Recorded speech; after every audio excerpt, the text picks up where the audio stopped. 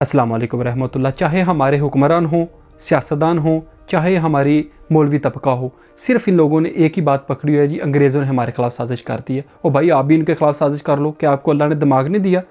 इस बात को बजाय मानने के वो इंटेलिजेंट लोग हैं, उन लोगों ने मेहनत की है, वो आसान का रास्ता पकड़ते हैं जी, उन्होंने हमारे खिलाफ साजिश कर दी है। खुद के अंदर कॉम्पिटेंसी नहीं है, खुद के अंदर काबिलियत नहीं है, ना आवाम को एजुकेट करने की, ना तरक्की करने की, ना खुद कुछ तब्दीली लाने की। तो आसान का रास्ता है, मौलवियों ने भी पकड़ा हुआ है और सियासतदानों ने भी पकड़ा हुआ है, ये अमेरिका ने साजिश कर दी है।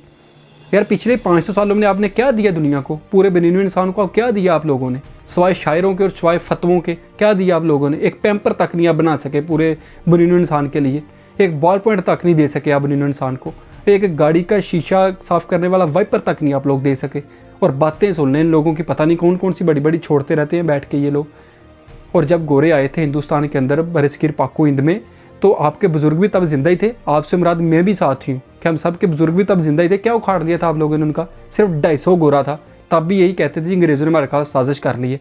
हमने क्या पैदा किया? सिर्फ शायर पैदा किए, सिर्फ ऐसे ऐसे आलम दीन पैदा किए जो एक दूसरे के ऊपर काफर के फतवे लगाएं।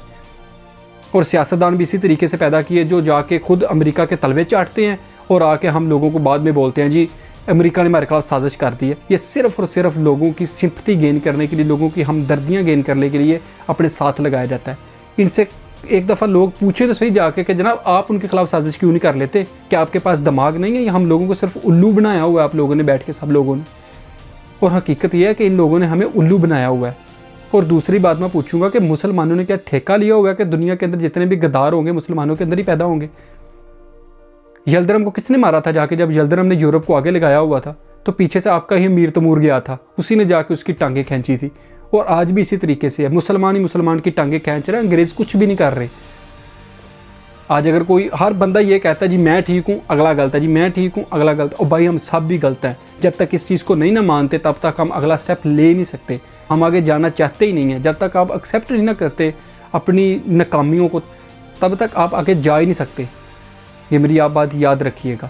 और मैं आपको एक बात बता दूं, पहले सदी हुआ करती थी 100 साल की, उससे पहले हुआ करती थी 500 साल की, आज सदी है एक दिन की। क्योंकि हर दिन के अंदर दुनिया पता नहीं क्या क्या ईजाद कर रही है, कहाँ कहाँ दरियाफ्त करके चीज़ें कहाँ कहाँ जा रही है। और हम लोग सिर्फ इन्हीं चीज़ों में उलझे हुए हैं कि जी हाथ इधर बांधने हैं या नहीं बांधने, ख़त्म देना है या नहीं देना, दरूद पढ़ना है या नहीं पढ़ना, सूरह फातिहा पढ़नी है नहीं पढ़नी। सियासतदानों का क्या है, वो चोर है मैं पारसा हूँ, वो डाकू है मैं पारसा हूँ। सिर्फ इन्हीं चीज़ों के अंदर आवाम को, लोगों को, मुसलमानों को उलझाया हुआ है इन लोगों ने। असल में ये लोग साजिशी हैं। ये लोग नहीं चाहते कि अवाम एजुकेट हो, ये लोग नहीं चाहते कि लोगों को शऊर आए, लोगों को दिमाग खुले, लोग थिंक आउटसाइड दी बॉक्स करें, लोगों को हकीकत पता चले। उसकी वजह क्या है? क्योंकि इन लोगों ने अपनी अपनी गद्दियाँ सजाई हुई हैं। मौलवियों ने भी और हुक्मरानों ने भी अपनी बारियाँ लगाई हैं और मौलवियों ने अपनी गद्दियाँ सजाई हुई हैं। ये नहीं चाहते कि अवाम एजुकेट हो, अवाम थिंक आउटसाइड दी बॉक्स करे, अवाम हम के ऊपर क्वेश्चन करे और इस तरीके से क्वेश्चन करे, एक नया क्वेश्चन करे कि भाई अगर उन्होंने साजिश की है तो आप क्यों नहीं साजिश कर लेते? अगर आपको अल्लाह ने कहते हैं कि दिमाग दिया हम साजिश नहीं कर सकते, तो आप इनफरादी तौर पे आपने क्या कंट्रीब्यूशन किया है, क्या कंट्रीब्यूट किया, क्या बनीनु इंसान को आपने दिया? एक पैम्पर तक नहीं आप दे सके। पिछले 500 साल के अंदर मुसलमानों की कौन सी ऐसी चीज़ है जिस पे हम फ़ख्र के साथ कह सके कि ये मुसलमानों की है जी, ये मुसलमानों ने दुनिया को दिया जी? कुछ भी नहीं है। जो हमारी फतवा थी उनको भी हमने मसक करके रख दिया। हकीकत बात है ये। और मुसलमानों के अंदर ही हमेशा गद्दार पैदा हुए हैं, चाहे बनु उमैया देख लें, चाहे बनु अब्बास देख लें, और उससे आगे भी देख लें, सल्तनत उस्मानिया देख लें, उसके अंदर भी देख लें, मुसलमानों ने गद्दारी की थी। ये खुद गद्दार हैं, ये खुद सबसे बड़े डाकू हैं, खुद गद्दार हैं, खुद ही एक दूसरे की टांगें खींचते हैं। और आज पाकिस्तान के अंदर भी देख लीजिए, क्या अंग्रेज़ कहते हैं कि इसके ऊपर फतवा लगाओ? क्या बुश ने आके बोला था, क्या ट्रंप ने आके बोला था कि रेहान तारा के ऊपर फतवा लगा के रेहान तारा को जेल के अंदर डाल दो, उसके ऊपर तौहीन मज़हब का लगा दो, तौहीन सहाबा की ठप्पा लगा दो उसके ऊपर भी? हम लोग खुद ही कर रहे हैं।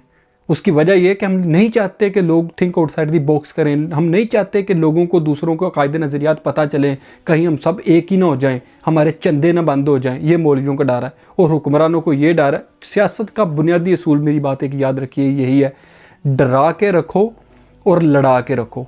यही मौलवियों ने असूल पकड़ा हुआ है और यही सियासतदानों ने असूल पकड़ा हुआ है। क्योंकि सियासत की बुनियादी डेफिनेशन इनके नज़दीक ये है, डरा के रखो और लड़ा के रखो। और इसीलिए ये हमको डरा के भी रखते हैं, लड़ा के भी रखते हैं, ताकि इन लोगों की गद्दियाँ चमकती और दमकती रहें।